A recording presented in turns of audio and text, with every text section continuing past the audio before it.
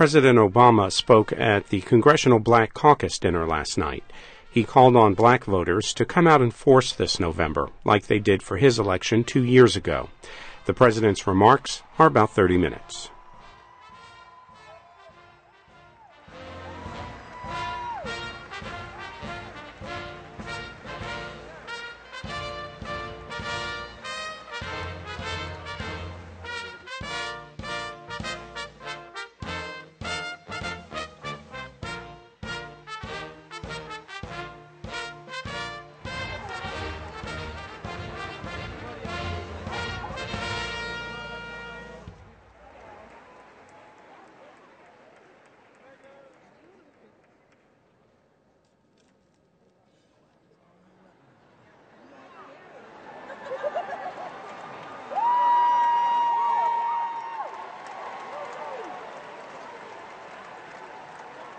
Hello, CBC.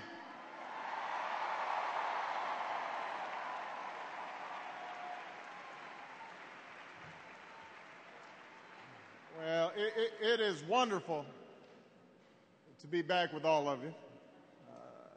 I want to acknowledge, first of all, Chair of the CBC, Barbara Lee, for the outstanding work that she has done this year.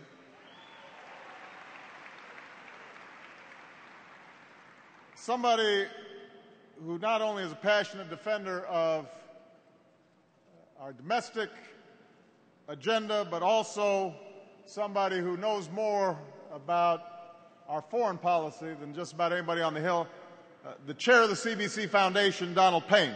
Thank you.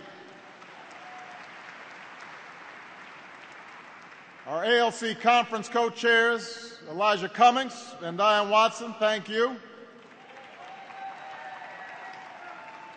To Dr. Elsie Scott, President and CEO of the CBC Foundation, thank you for your outstanding work. We've got a couple of very special guests here today.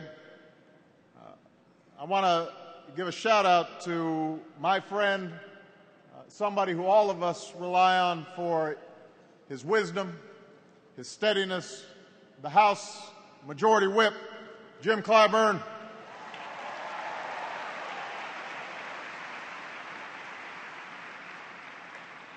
A couple of folks who are working tirelessly in my cabinet.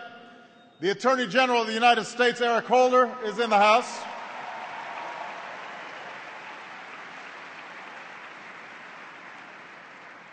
The woman who's charged with implementing health care reform, HHS Secretary Kathleen Sebelius, is here.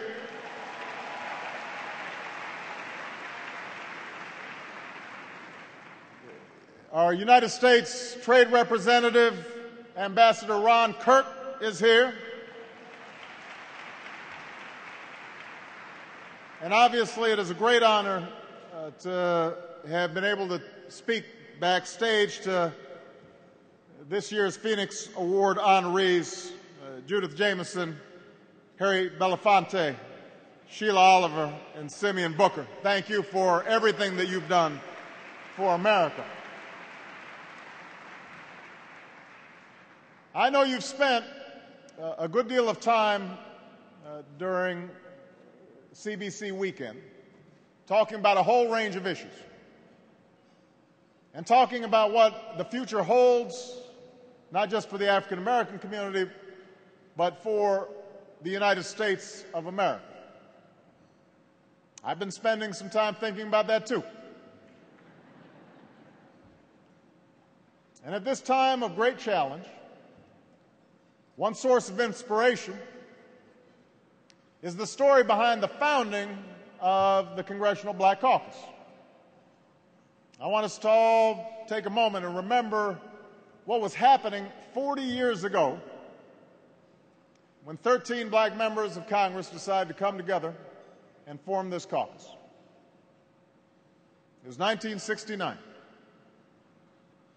More than a decade had passed since the Supreme Court decided Brown versus Board of Education. It had been years since Selma and Montgomery, since Dr.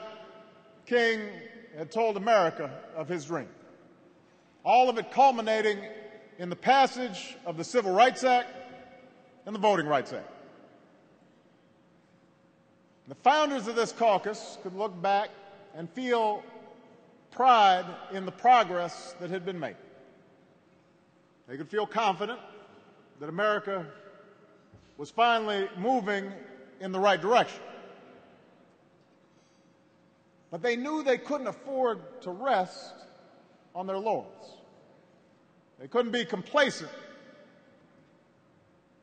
There were still too many inequalities to be eliminated, too many injustices to be overturned, too many wrongs to be righted. That's why the CBC was formed, to right wrongs, to be the conscience of the Congress.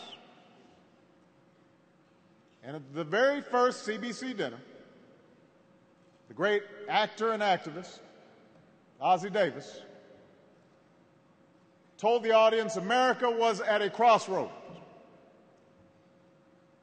And although his speech was magnificent and eloquent, he boiled his message down to a nice little phrase when it came to how America would move forward. He said, "It's not the man, it's the plan."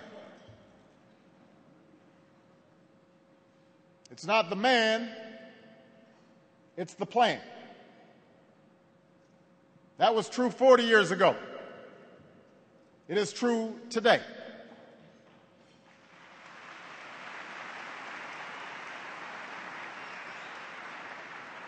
We all understood that during my campaign.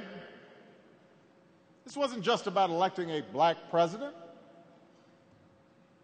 It was about a plan to rescue our economy and rebuild it on a new foundation.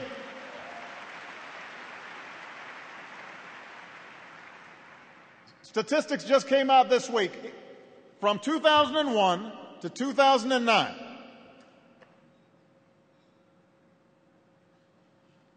the income of middle-class families in this country went down 5%.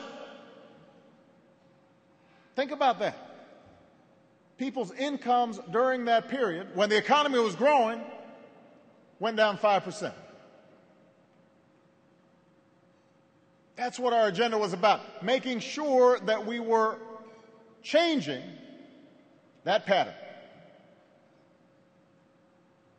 It was about giving every hardworking American a chance to join a growing and vibrant middle class and giving people ladders and steps to success. It was about putting the American dream within the reach of all Americans, not just some.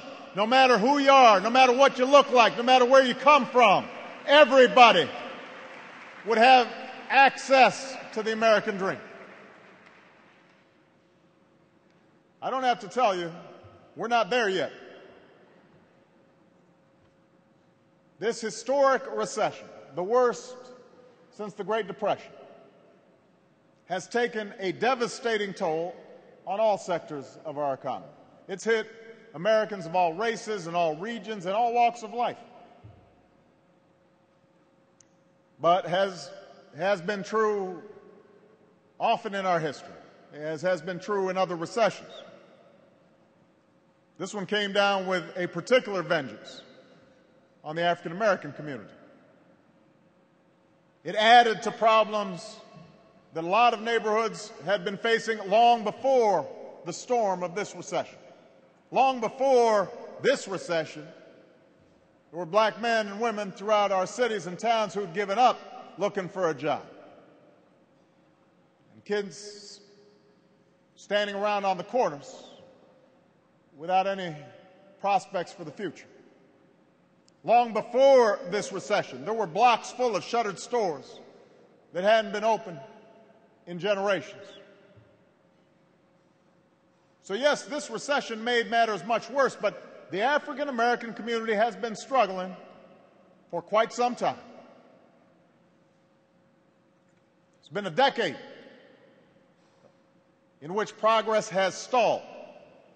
And we know that repairing the damage, climbing our way out of this recession, we understand it will take time. It's not going to happen overnight.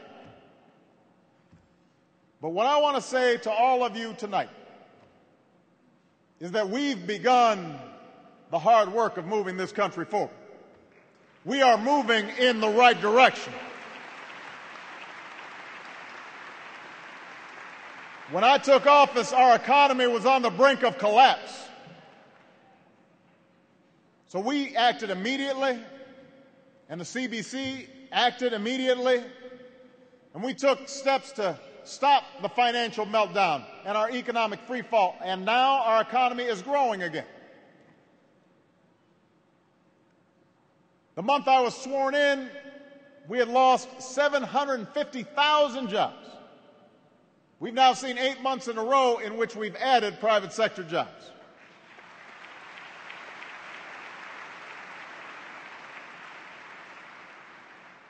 We're in a different place than we were a year ago or 18 months ago.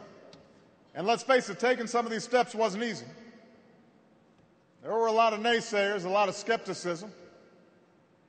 There was a lot of skepticism about whether we could get GM and Chrysler back on their feet. There were folks who wanted to walk away, potentially see another 1 million jobs lost, but we said, we've got to try. And now U.S. auto industries are profitable again and hiring again, back on their feet again, on the move again. There were folks who were wondering whether we could hold the banks accountable for what they had done to taxpayers, or were skeptical about whether we could make infrastructure investments and investments in clean energy and investments in education and hold ourselves accountable for how that money was spent. There was a lot of skepticism about what we were trying to do, and a lot of it was unpopular. But I want to remind everybody here, you did not elect me to do what was popular. You elected me to do what was right. That's what we've been fighting together for, to do what's right. We don't have our finger out to the wind to know what's right.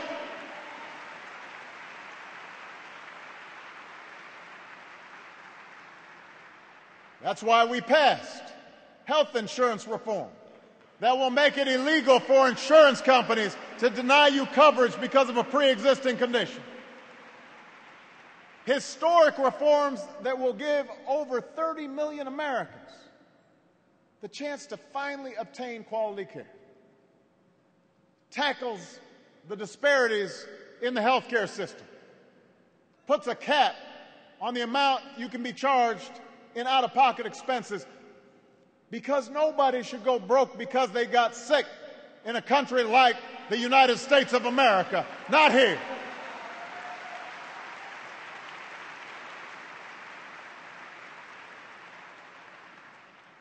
That's why we passed Wall Street reform, to finally crack down on the predatory practices of some of the banks and mortgage companies, so we can protect hardworking families from abusive fees or unjustified rates every time they use a credit card, or make a mortgage payment, or go to a payday loan operation, or take out a student loan, or overdraw on their account at an ATM.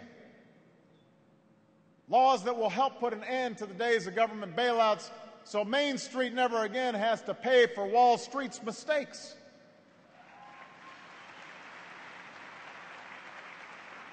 That's why we made historic investments in education, including